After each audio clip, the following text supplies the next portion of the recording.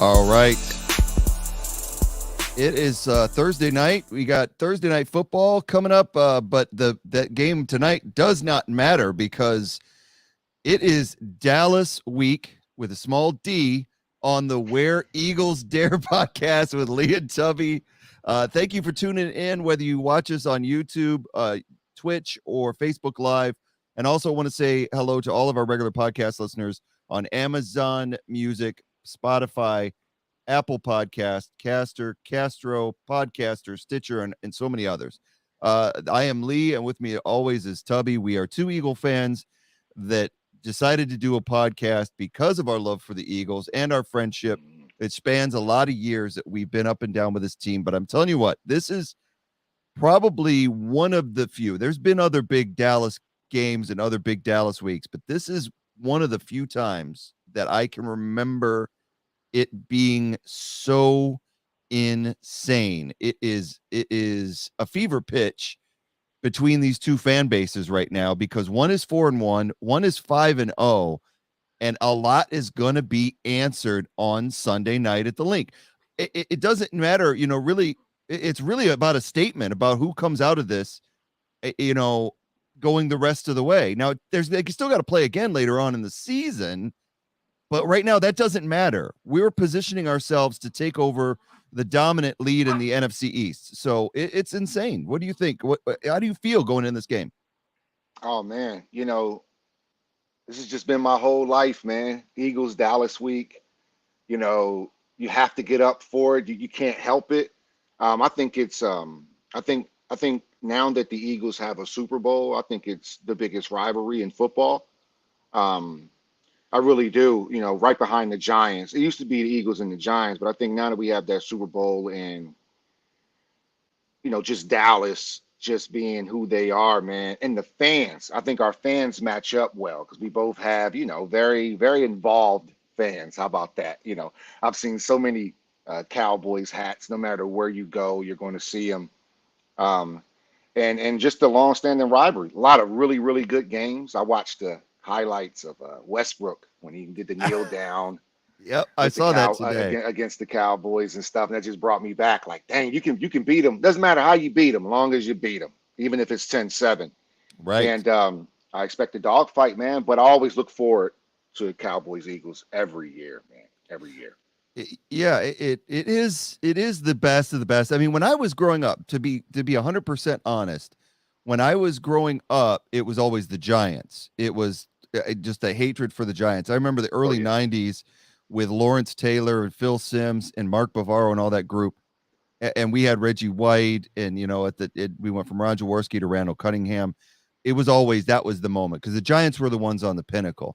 And then Right. somewhere that shifted. We still have a disdain for the Giants, but Oh yeah. we've kind of handled them. We've had the both miracle at the Meadowlands.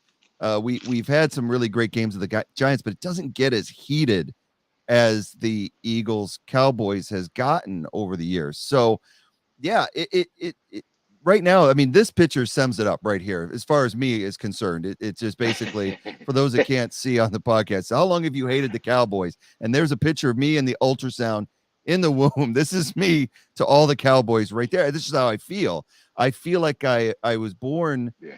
hating them, even in my household, because I go back to the 70s when I was a kid in the 70s, and it was always the Steelers or the Cowboys. And our family, because the Lions always sucked, grew up in Detroit, and we were still kind of blue collar Midwest. A lot of my Yeah. family rooted for the Steelers. So Okay. grew up where the Cowboys were not allowed to be mentioned in the house. Mm. So I wasn't a Steelers fan. I kind of gravitated to the other side of Pennsylvania because that's where I had a family on the other side of PA, and they raised me up as an Eagles fan. So it was just kind of the flip of a coin where I could have been a Steelers fan or an Eagles fan. But yeah, so I've always hated them. And I think that if you're an Eagles fan, it's just you're raised that way. There was, when my kids being a military family, moving them around, I told my kids they could pick any team that they wanted to root for because we didn't have roots. We didn't have our own hometown per se that they could grow up in. But the Gotcha. one rule was you cannot be a Cowboys fan. I will not allow it. I would not let them do it. And once you get past a certain age, they're never going to be a Cowboys fan as long as you stop them early. And Yeah. anytime they tried to root for the team with the star on the helmet, no, you cut that out right now. I'll get the belt. Yeah, because you can't fake it. You can't sit there and fake it. You know you don't like the Cowboys, so you can't. Your kid asks you, "Hey, can you buy me this jersey?" You're like, "No, I'm not spending my hard-earned money on buying Cowboys apparel. Why would I do that?" So Exactly. yeah, man. Same here, man. My grandmom was a big sports person in our family, and I think that's why we all like the Eagles, and one of the nicest woman ever. But something about when the Cowboys played the Eagles that week, I would see her have a different tone about that game. And to your point with the Giants, I remember the NFL Network when they do the rivalry matchups, the Giants Eagles come out number one most of the time. But I think after 2017, that the Cowboys fans couldn't use that we didn't have a Super Bowl against us anymore. It made the rivalry even more heated because we took away the only thing that they could really say to us. The Eagles have dominated the NFC East over the last 20 years, at least in the 2000s. We have Mhm. been we've carried the torch for that division. With and the Cowboys had a great '90s run. Don't get me wrong, and the Tom Landry days as well too. But these Philadelphia Eagles of the Andy Reid era, even the Ray Rhodes era, built on greatness, man, toughness. With our started with our defense, and then you got McNabb's. We had a franchise quarterback, so we were able to really settle in. And that '04 team is still one of the greatest teams to ever touch the field, man. Just ran into a dynasty at the end, really, in With Tom the Brady video and camera. yeah, yeah, yeah. With the We video know camera. we just ran into a dynasty, man, and still only lost by three Yep. with a McNabb that was panicking and probably a little bit over his head. Um, I guess I say all that to say if you run that game back three times, I think the Eagles win two out of three. But man, the Patriots, like they did so much in that early time, just did enough to win three straight their first three Super Bowls were all field goal kicks. Right. I, So I go ahead. thought that Super Bowl, I thought the Eagles were the better team on the field. I thought the Patriots were a dominant team, especially in that first decade of the 2000s. But that game, they seemed to have the upper hand. And when the Spygate thing came out, where they were videotaping teams, it really sat in my craw as far as a legitimacy. And I'm very disappointed because that could have been the Eagles' only chance to win a Super Bowl. But you bring Right, up an excellent point. The Cowboys have not won a playoff game in what is like 26 years. They haven't even won a playoff game. The Eagles right. have been to six NFC championship games in the 2000s and two Super Bowl appearances and have won a Super Bowl. The Giants have won two Super Bowls. And so they're on the outside. So every time the Cowboys get this good team, it's they get excited, they get all Oh yeah, all worked up, and then they may win a division, but they usually end up getting beat somewhere down the line. And yeah. so I feel for Cowboy fan in that aspect that they're constantly let down, but I only feel for them a little bit, not much at all, because I know what it's like to be let down by your team.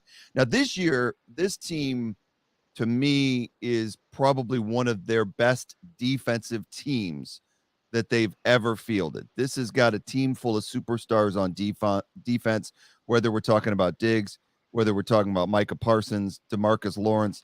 Everywhere you look, they have beasts in the field. Van Der Esch, they got guys that can kill you, and that's scary. They've held. I think I saw the graphic. What is it?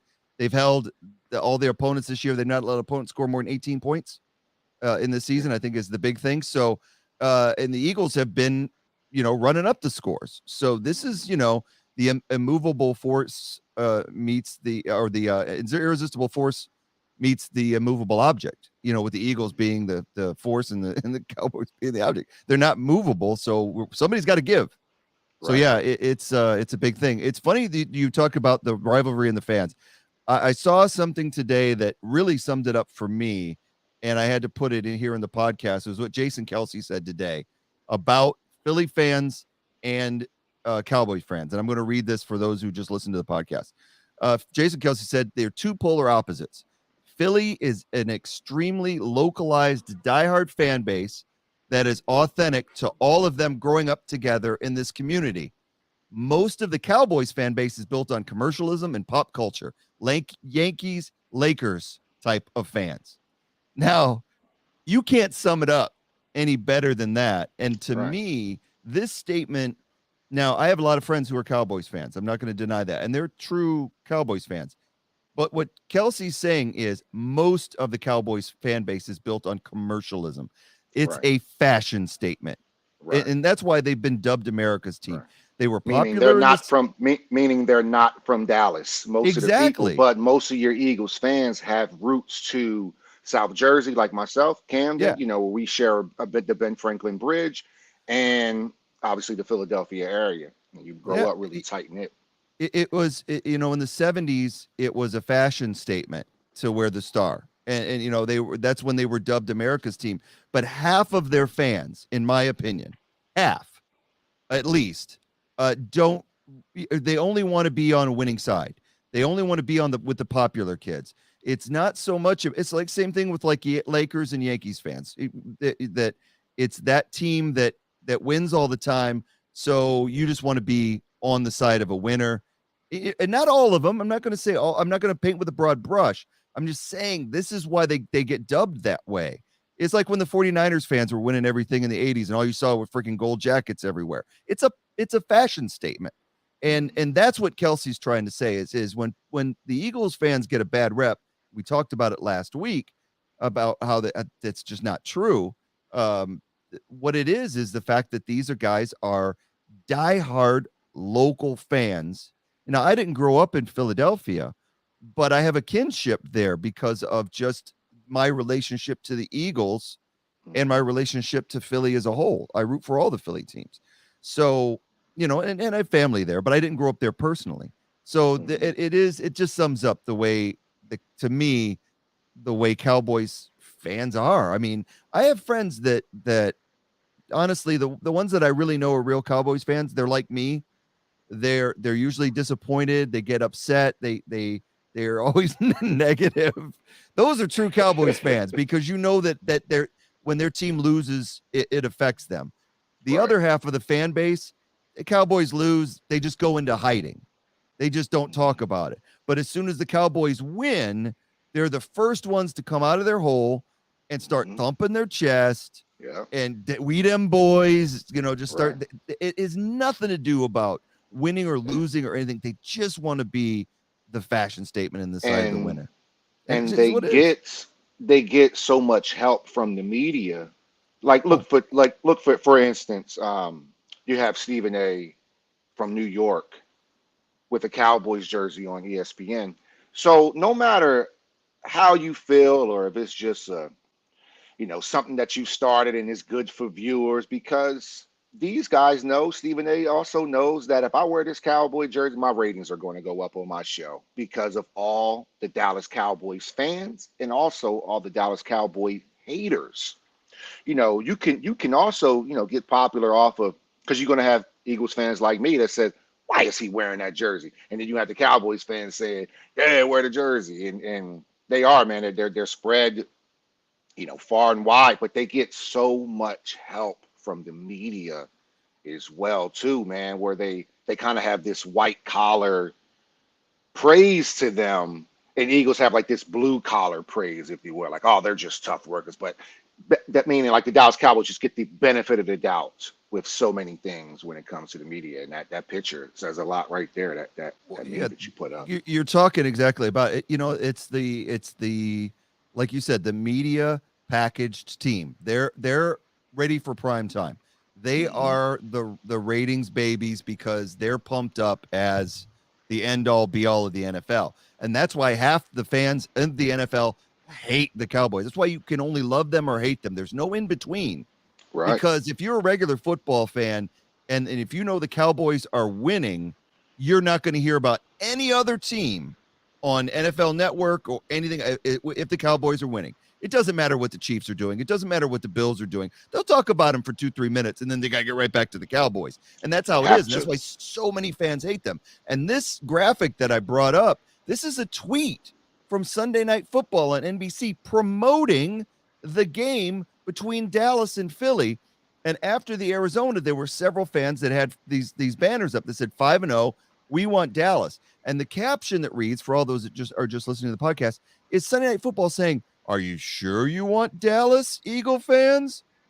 Basically saying, because they're going to whip your ass. I was like, I have never seen such biased toward one team that I ever see. And this is the prime example of it. This is disgusting. Right. Because this is, I retweeted it to every single Eagles player that I had. I retweeted this stupid tweet because this is wrong. This is Sunday Night Football siding with a team and showing bias going into the game. If I could watch it on another network, I would, because F Sunday Night Football. But it's ridiculous. It's ridiculous. Yeah, it's extreme bias. Yeah, man. No, you're right. You're right, man. And for a team, you would think that they average 400 yards on offense. I've never, man.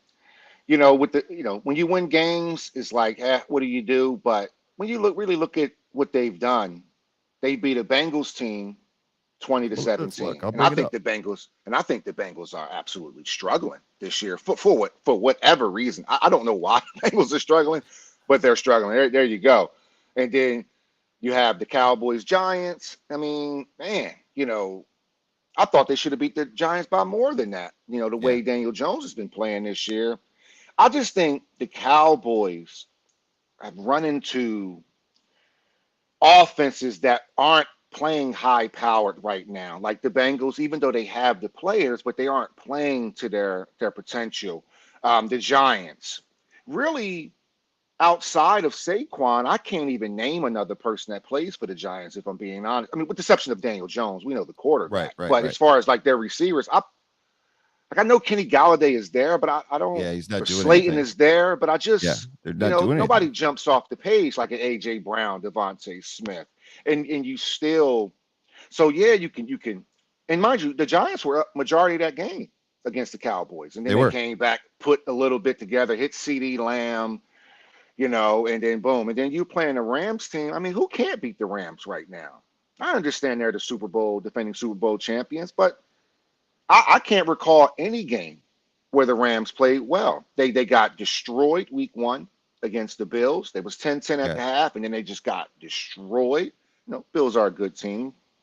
But if you want to look at, just breaking down everything, like in contrast, if you want to look at the Bills, the Bills could very well be 3-2. The Bills, you could be really fortunate in that Baltimore decision. You kick the field goal. The Bills basically had a situation that the Eagles had. They just executed better than the Cardinals did, where our coach actually opted to kick the field goal, not go for it on 4th down, right? Let's kick the field goal and say, you know what, we're just going to rely on our defense. So we don't even know where the Bills are. We just know that they can score and they have a good Stephon Diggs and a really good quarterback in Josh Allen. But I don't think the Cowboys have really faced a really. I don't really know who's been consistent yet in the NFL, with the exception of the Eagles, Bills, and Chiefs, as far as being consistent or what you're going to get on a day-to-day, week-to-week basis, man. So I think it's so early for the power rankings and all of that, because teams are still really figuring everything out, and nobody's really looking exceptional, if that makes sense. Eagles have looked really good, but I don't think any team has been exceptional this year so far. That's just my take on it, man. Yeah, no, I agree with you. Records. I would say one team that has stood out for me is Buffalo, just because they've got the entire package, offense and defense. They've been playing really good. They, had the close game with Baltimore, and of course they had the loss to Miami. So and that was like a fluke at the end of the game. So they should have won that game. Allen throws for 400 yards. So Buffalo kind of impresses me, but that's about where it stops. Because if you talk about, one of the things that I hear from Cowboy fan is that, hey, we beat the last AFC champion and we beat the Super Bowl defending champion. Yeah, the Super Bowl defending champion that is 2-3 right now. So let's not talk about what the Rams did last year. Let's look at what the Rams have done this year. They lost to Buffalo badly, 31-10. They beat a really a weak Atlanta team. You can't say Atlanta's good. Right. 31-27. They beat Arizona 20-12. Granted, we beat them in a close game too. They lost at San Francisco 24-9, and then they lost to Dallas by 12. And that game was close, pretty much until the end. Until like the fourth quarter. But let's just be honest, the Cowboys did dominate it with the defense. The Rams couldn't get anything done, but it took a while for the Cowboys to start scoring. So while an impressive defensive game for the Cowboys, it certainly isn't. Their resume isn't that much better than the Eagles. And the Eagles have had to deal with this. A lot of people are saying, look, Detroit struggling, Minnesota, it may be 4-1, but there's a lot of teams that could beat them. Both teams have beat Washington by a similar score. Jacksonville, a lot of people, they got beat by Houston, but they beat the Colts, who beat the Chiefs, in Arizona. So side by side comparison, it's fairly similar. The Cowboys lost to Tampa Bay. That was when Dak was in, but in Cooper Rush's won 4 straight.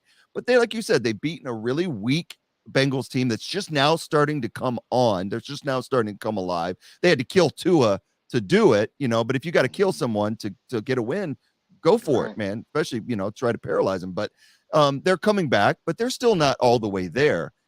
So yeah, it's funny that the graphics on this is a little bit off because I don't know when I got this from. Okay. So don't look at the logos, just look Rams at the teams. Yeah, I was looking at that too. I was like, man, that's trippy. 2 Bengals logos. I know.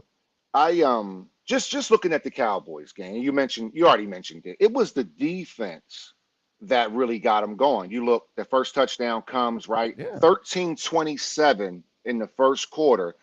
DeMarcus Lawrence, 19-yard fumble return, right? So, and then they go for a 2-point conversion. Why, I don't know, but it fails, is my point. Then you got Brett Meyer, put him up 9-0, right? 9-0, right? Then there's a field goal. Then Tony Pollard hits him for a 57-yard run. Then Brett Meyer.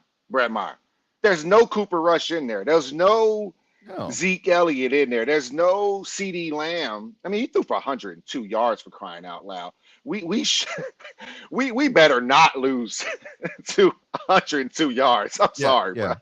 10 completions, 102 yards. We lose it at I'm off the deep end. Yeah. If you even look at the point spread of this game, it started out 5.5, then it went to 6 quick. Now it's at 6.5. Yeah. It's at 6.5 points right as of today. I check, I check the spreads all the time. Not that I bet on the Eagles game at all. I've never bet on any Eagles game, but I always look at it as a measuring stick of, because you can have your opinions, and then there's the money, right? And you have Vegas that they're not interested. They're not interested in giving away money, so they make those spreads really tight. I mean, to the letter, to the number. Put all the computer stats in because they have a gimme. They're going to lose a lot of money. I guess I'm just transitioning to game now. Like, what can we do to beat the Cowboys? And I just think we're better than. I think our defense is better. I think if we go back to the same scheme that we've used, with the exception of playing Kyler Murray, Cooper Rush is in a lot of trouble, buddy. Let me tell you, Cooper Rush is in a lot of trouble, man. Even last week when we didn't really try, you made a lot of good points on that. I don't think the plan was even to attack Murray. It was just keep him in the pocket, kind of what we talked about in the podcast. Just keep him in the pocket, and we'll see what happens. And it worked. And it worked. They called some really key run plays, but I think we hit Cooper Rush in the mouth 2 times, which I expect Hassan Reddick to get there at least once. Because he's been that guy. He's been that guy. If he gets there at least once, now you get out your comfort zone. The Cowboys haven't even really been down. No. In all of these games, they've been down a little, but they haven't been down to a team where they need to really catch up on. They've just been able to I think they've just been extremely fortunate that the other teams have played that bad. They have a good defense, but their numbers don't really jump off the page. Numbers, as far as like total points, yeah, of course. But like, I don't know, man. With Cooper Rush being so ineffective, I think with the Eagles offense, I think if we go out there and we play our game, I think they're in trouble, man. Diggs is a good corner, but he also gave up the most yards last year as a corner. He had the most interceptions, but he gave up the most big plays in the NFL. The Right. Eagles are lead the league in big plays, explosive plays. So you have a corner that gives up big plays. You have a team that leads the league in big plays. I think that favors the Eagles. Right. You know, um, from the sack side, you got guys that are good, but the Eagles are top five in damn near every category.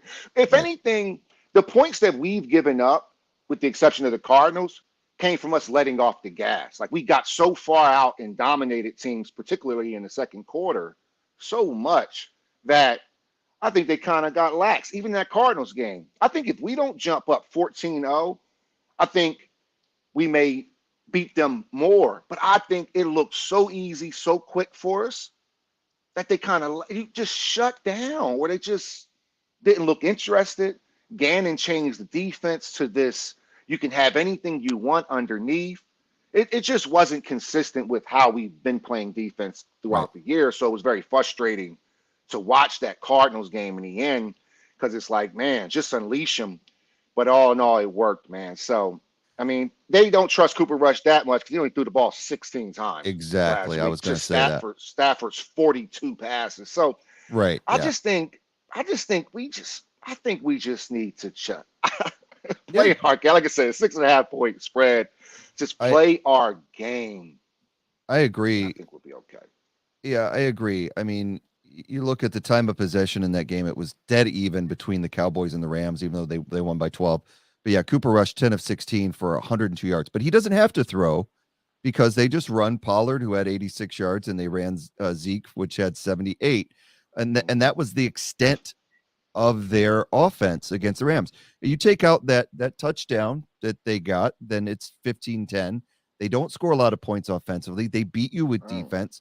So it is a matter of how do the Eagles counter that? And you bring up 2 points. So to me, this game on paper, this game comes down to talent on paper, which I do believe in my heart that the Eagles are the more talented team.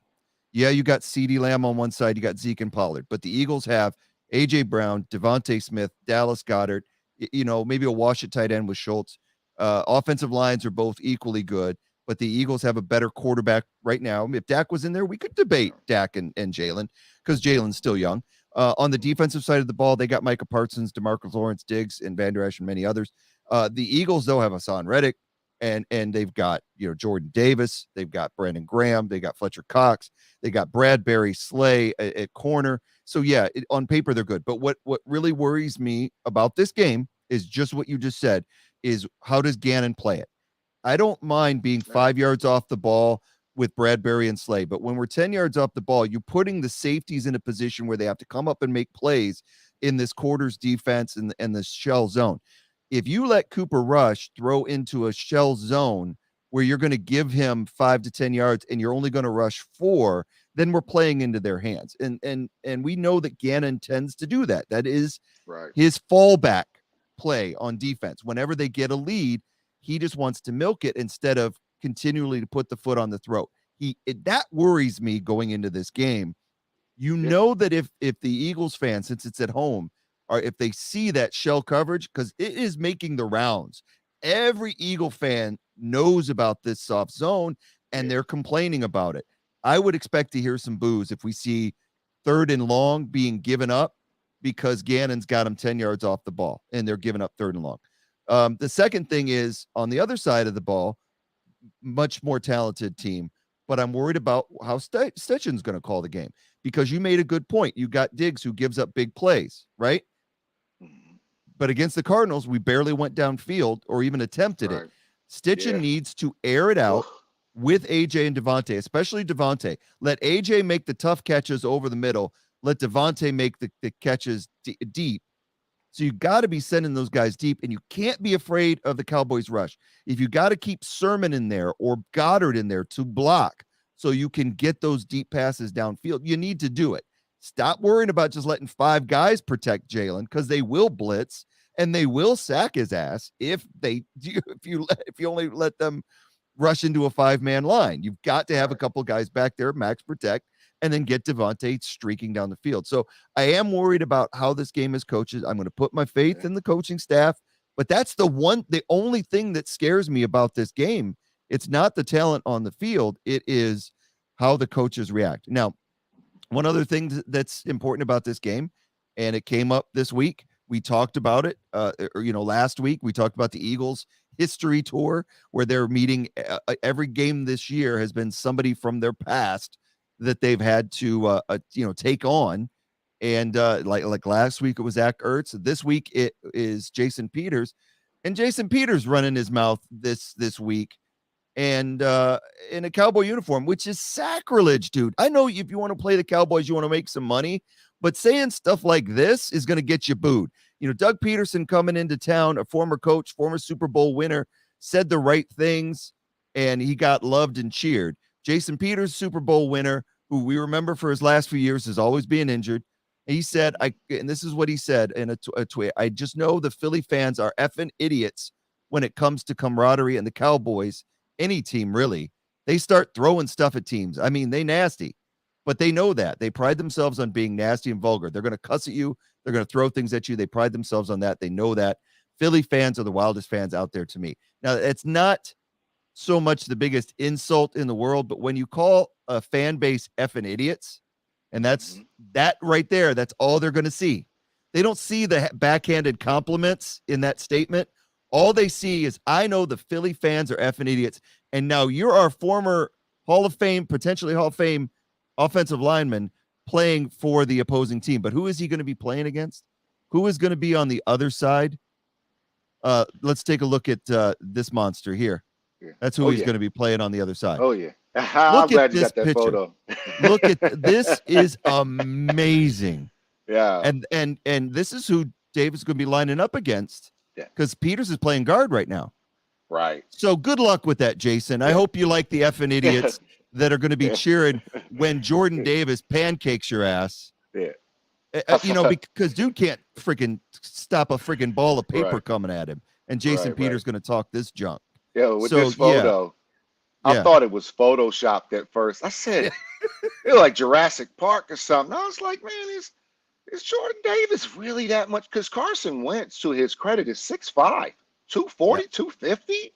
That's no – Carson Wentz is, on an average day, is the biggest person in the room by far in most rooms that he walks into.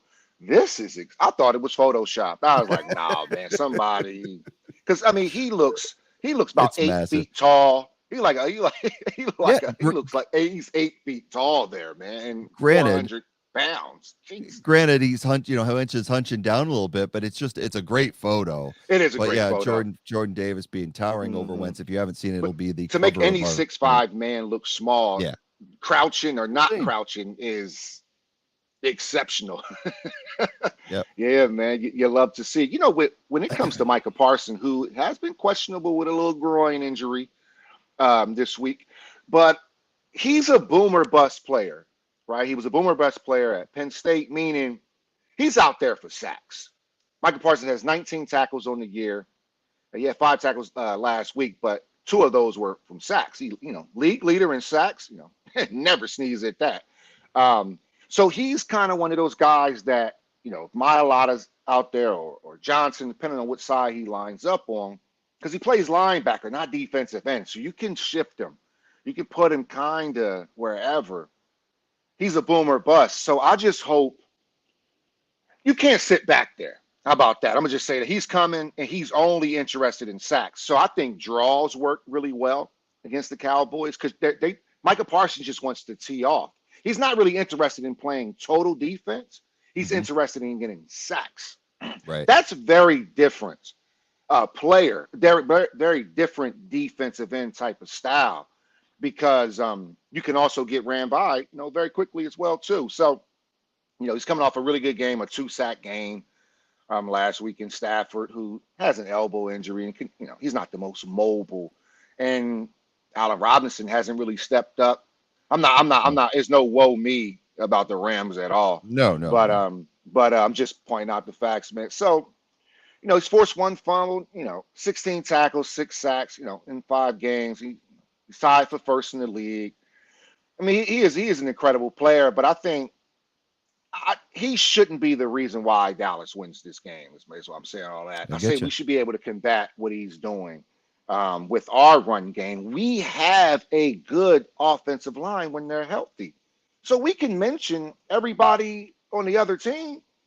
But this is where I just go back to where Eagles just need to do their job. Do your job. I think if our offensive line, Mailata, Dickerson, Kelsey, Sayamalu, Johnson, they do their job, we should be able to whoop the Cowboys, man. We should be able to whoop them. I really do. You heard it here, I folks. don't. You You heard heard it it here here. first. We should be able to whoop them. Yeah. I think our line, I think our offensive line is better than their line. Micah Parsons is good. They got Anthony Barr out there. Yep. That's Yep. he's always a stud.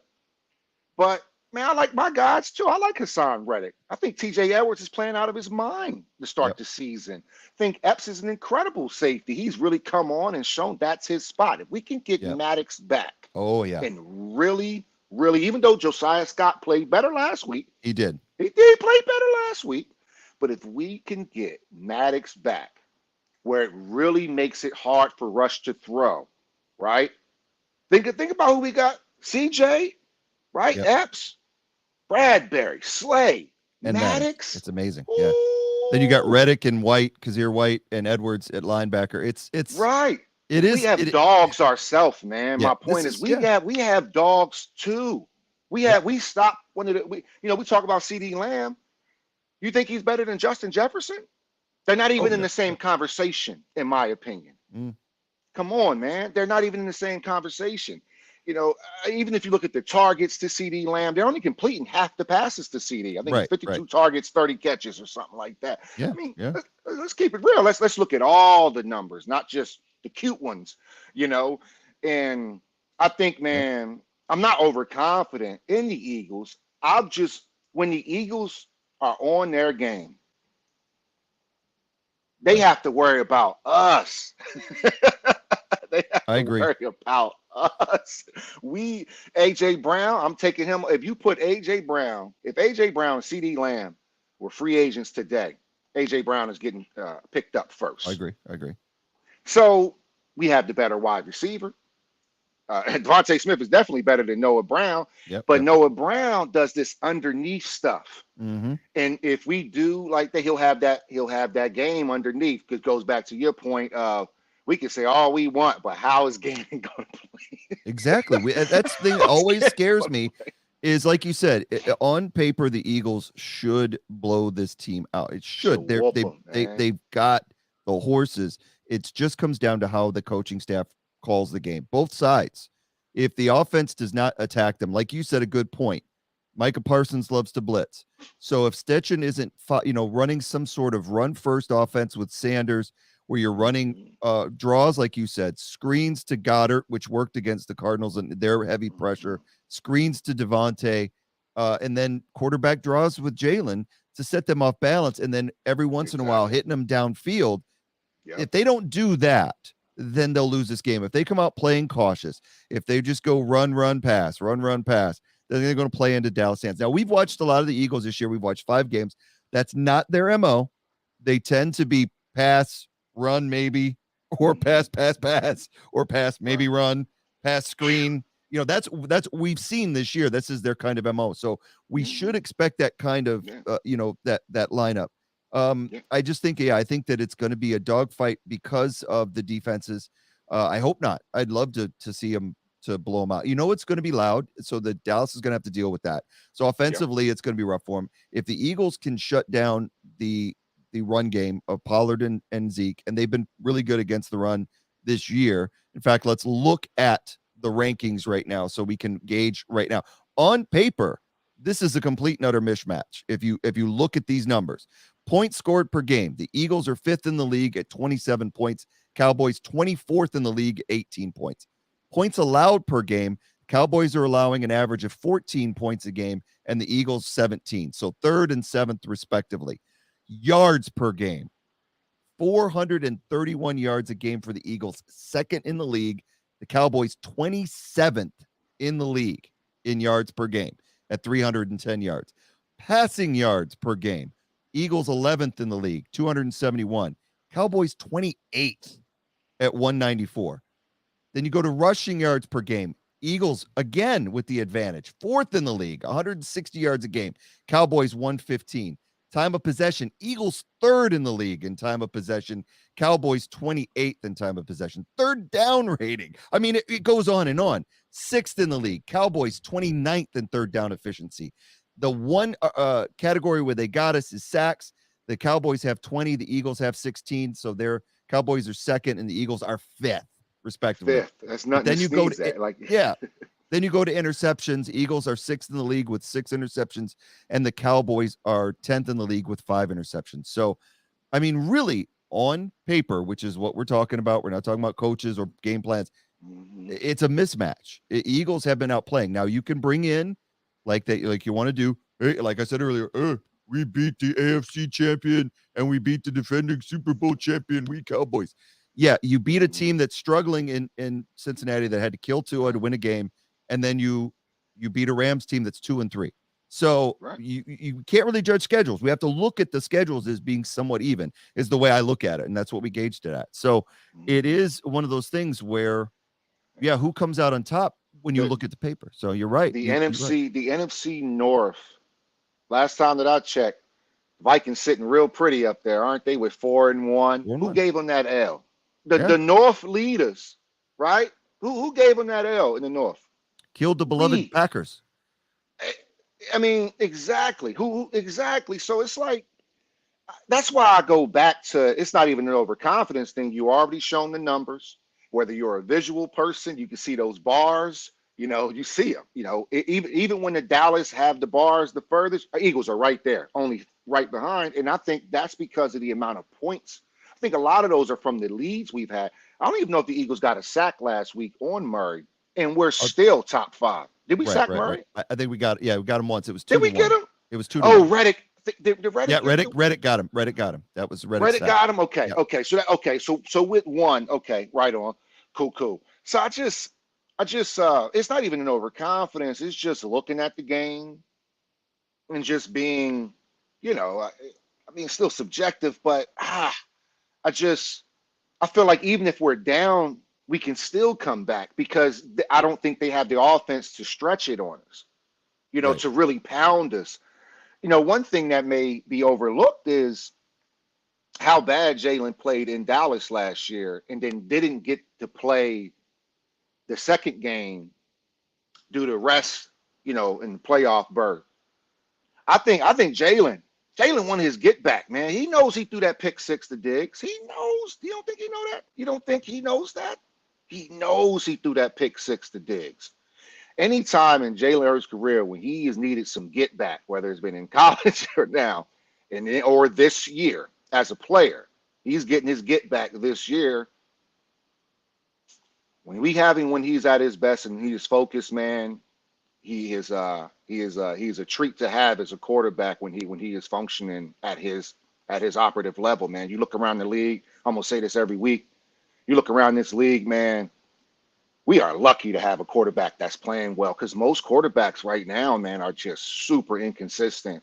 I mean, super inconsistent. And at least we do have some consistency in our offense right now. Shane has been, calling a really good game for the most part. All teams get a little goofy with their play calling in the middle of the game. They just try to get too cute or try to outsmart themselves. It kind of goes back to you saying like the Eagles have a coach that knows you can get 1 yard if you just don't do anything cute. Exactly. Stop the cute stuff. I think if we attack Dallas early and often, keep him, like you said, Micah Parsons off balance where he can't just tee off because it's hurting them so much because he's giving up so much. All we do is dump it off. Now Parsons, he's down there slapping Jalen on the ass while we're scoring a touchdown because he's already overran the play. Um, every game that the Cowboys have been in, the other team has been in as well too. They never looked like they were going to run away with any game. They looked Right. horrendous against Tampa. Now Dak played most of that game. Dak had about 30 something passes in that game, so Mhm. that's all to Dak. But we know Tampa to be even right now.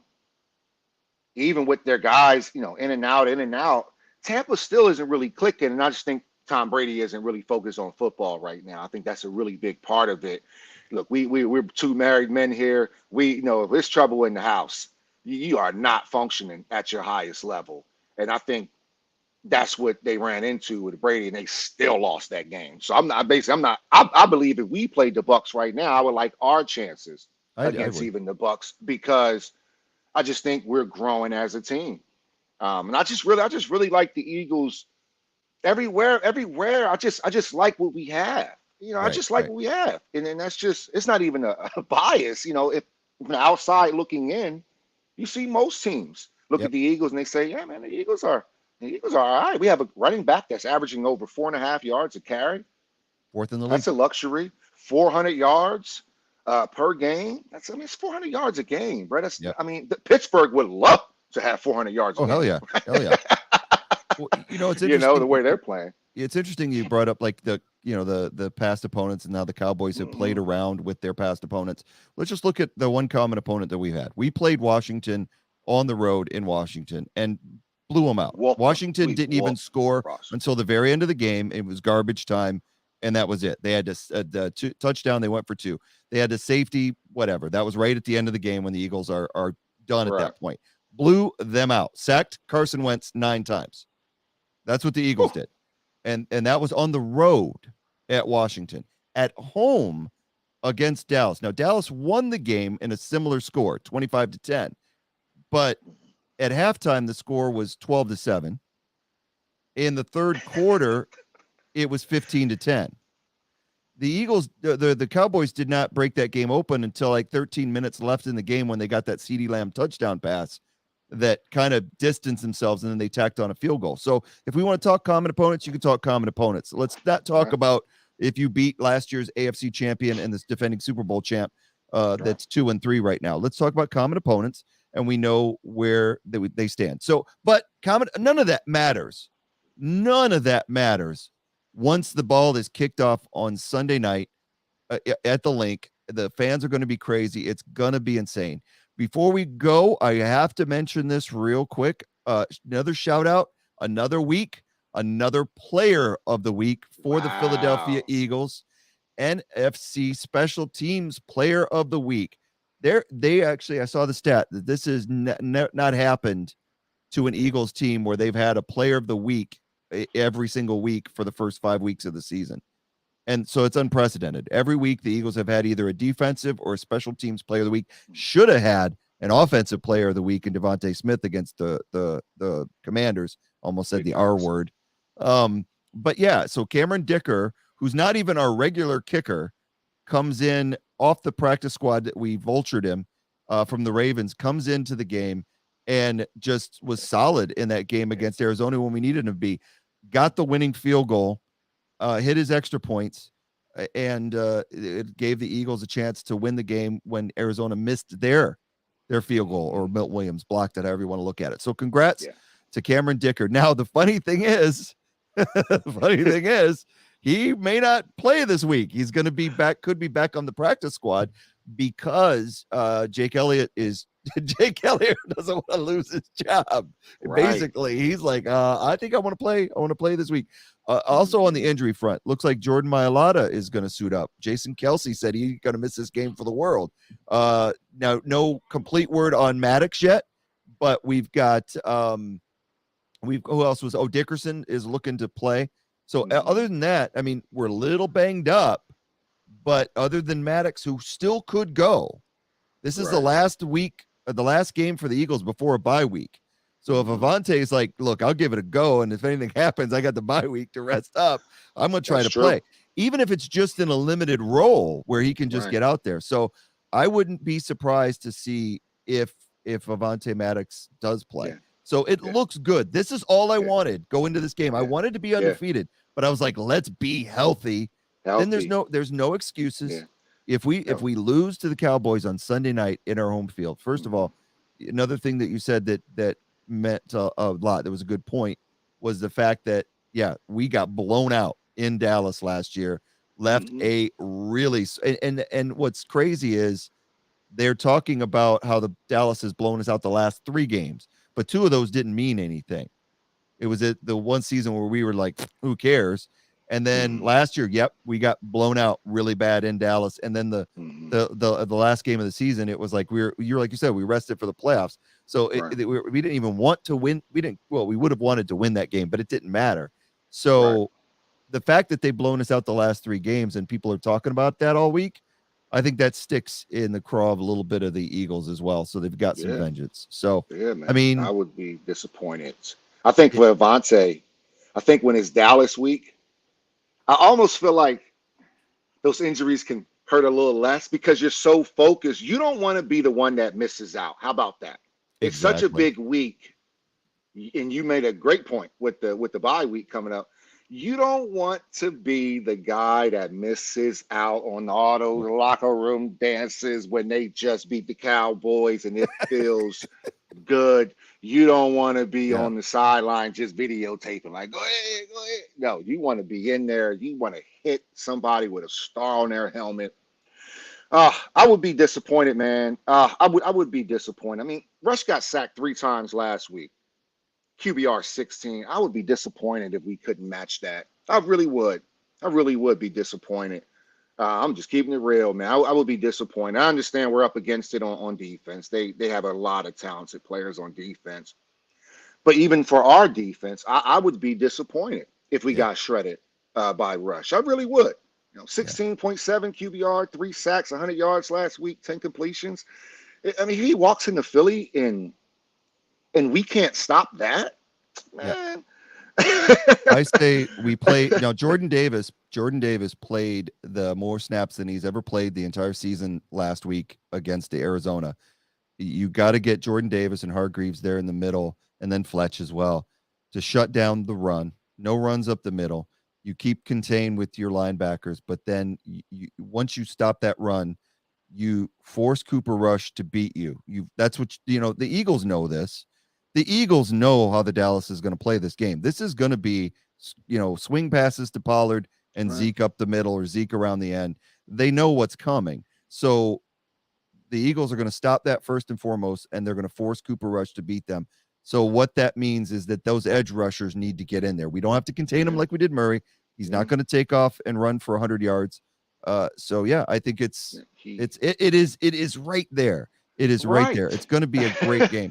So I wish I could Right. be there. It's going to be insane. I tell you what, it's And the, it's the backs didn't even have a target last week. I just want to throw that in there. The backs weren't even targeted yeah, last week, not one target. yeah, So I hope they don't come out and hit us with that and we're not ready for it. You know what I mean? Because on the tape, it's not going to show up.